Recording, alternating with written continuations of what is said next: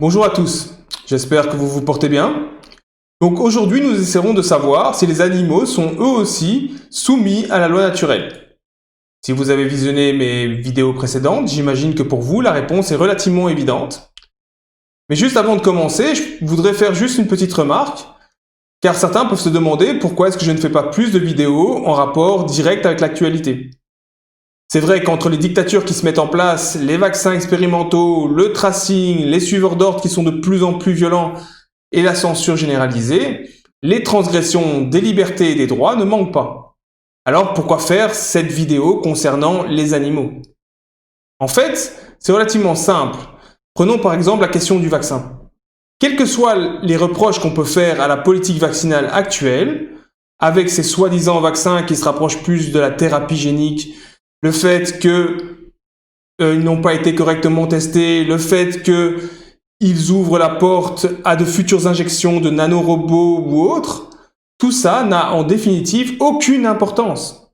Aussi longtemps que les individus comprennent la loi naturelle et agissent en fonction, en choisissant de vivre sans transgresser la vérité qu'elle contient. Le problème ici, c'est que ce n'est pas le cas. Et que dans le cas des vaccins, par exemple, on essaie de forcer ces injections par la coercition. C'est pour cette raison que moi, dans un premier temps, je préfère focaliser mes efforts pour que vous assimiliez parfaitement la loi naturelle. Car ce n'est que lorsqu'elle est parfaitement comprise que l'on peut vraiment espérer agir de manière juste et donc créer un monde qui soit vraiment juste. Donc maintenant, revenons à la question qui est posée ici, à savoir si les animaux sont eux aussi soumis à la loi naturelle. Ce qui est vraiment demandé ici, c'est est-ce que des êtres qui ne semblent pas avoir une compréhension intellectuelle de la loi, ils sont quand même également soumis? En effet, on peut avoir l'impression qu'il est injuste que ces êtres incapables de véritablement comprendre la loi naturelle, ils soient quand même soumis. Après tout, lorsqu'un loup tue sa proie, ou qu'il domine d'autres loups par la violence, il le fait apparemment par instinct. Il ne semble pas avoir derrière une volonté malfaisante. Pour lui, cela semble être une question simplement de survie. Peut-on dès lors considérer que ces actions sont mauvaises, immorales, ou qu'elles contribuent à créer un monde infernal? J'ai défini la loi naturelle comme une loi morale prédisant les conséquences d'une action selon que cette action respecte ou transgresse la vérité qui affirme que tous les êtres ont été créés libres et égaux en droit, quelle que soit leur nature. C'est une vérité qui ne peut être niée, c'est une vérité avec un grand V. Les actions qui respectent cette vérité mènent à la création d'un paradis dans ce monde. Les actions qui transgressent cette vérité mènent à la création d'un enfer dans ce monde. Dans cette définition, on parle d'être. Mais qu'est-ce que l'on entend par être? Personnellement, j'y inclus au minimum tout ce qui est capable de souffrir sous une forme ou une autre, quel que soit le degré de conscience. Cela comprend bien évidemment les êtres vivants comme les insectes, les animaux et les plantes. J'y inclus également toutes les formes de vie énergétique, terrestres, extraterrestres ou vivants sur d'autres plans d'existence, comme les anges, les esprits de la forêt, les démons, les djinns, si de tels êtres existent. Maintenant, rien ne vous empêche d'élargir cette définition, car plus elle sera large, moins vous occasionnerez de souffrance, et donc plus votre monde se rapprochera d'un réel paradis.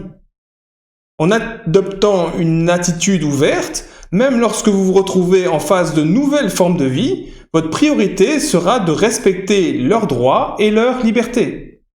Ainsi, vous ne ferez pas comme ces scientifiques immoraux qui, sous prétexte de faire avancer les connaissances humaines et la science, se permettent d'emprisonner, torturer et tuer toutes les créatures qui croisent leur chemin.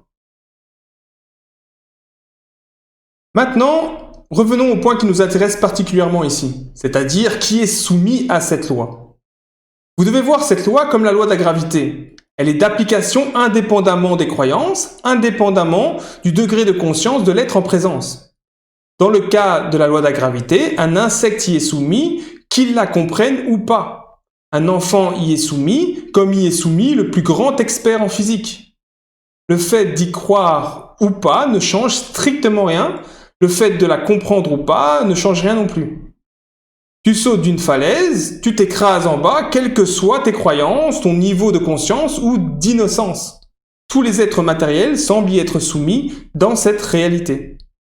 Le seul avantage qu'ont certains par rapport à d'autres, c'est que ceux qui la comprennent conceptuellement ou instinctivement peuvent éviter de s'écraser en bas de la falaise.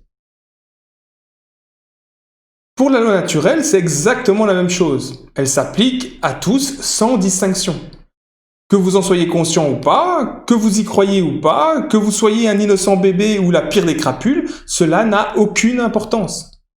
Si un être respecte les droits et les libertés des autres, il ne crée pas de victimes, moins il y a de victimes, plus la balance penche du côté de la justice et de l'ordre, donc, résultat, un paradis finit par être créé dans ce monde.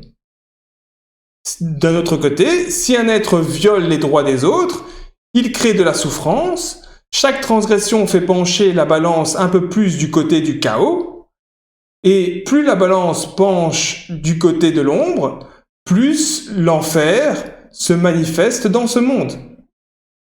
Ici également, le seul avantage qu'ont certains par rapport à d'autres, c'est que ceux qui comprennent cette loi intellectuellement ou instinctivement peuvent éviter de créer un enfer pour eux et pour les autres. C'est aussi simple que ça. Donc quoi, un animal n'ayant pas la possibilité de comprendre la loi naturelle, sera-t-il impacté par celle-ci de la même manière qu'un sage, qu'un philosophe l'ayant parfaitement intégré? La réponse est oui. Prenez l'exemple d'un insecte qui tue une proie pour se nourrir. Cet insecte n'a apparemment clairement pas la capacité de comprendre la loi naturelle. Il n'a pas non plus la possibilité de faire autrement pour survivre. Donc on peut se poser la question, est-ce que son action est une transgression? La réponse est oui. Il prend une vie qui ne lui appartient pas. Donc la loi naturelle prédit qu'en effectuant cet acte, il crée de la souffrance. Et clairement, je ne pense pas que la proie dévorée passe un agréable moment. De plus, les conséquences de ce genre d'action créent un monde visiblement plus violent et terrifiant. Un monde où les êtres vivent dans l'angoisse et sont constamment en alerte. N'oublions pas également l'élément suivant, c'est que ce comportement expose le transgresseur à des représailles. Il semble malheureusement pour eux que les animaux n'aient d'autre choix que d'apprendre par essai-erreur, même si je pense que certains d'entre eux comprennent instinctivement la loi naturelle, comme ils comprennent par exemple que c'est pas une bonne idée de sauter à partir d'une certaine hauteur. Ceci explique peut-être pourquoi le monde animal semble plus ou moins en équilibre entre enfer et paradis. Cela, bien évidemment, si l'on ne tient pas compte de l'action de l'homme. Les humains, de leur côté, ont peut-être une biologie assez similaire à celle des animaux, mais la nature leur a offert une conscience plus développée, une forte empathie capable de ressentir la souffrance d'autrui. Grâce à ces dons précieux, nous pouvons éviter de devoir apprendre par la souffrance ce qui peut être appris par la réelle intelligence.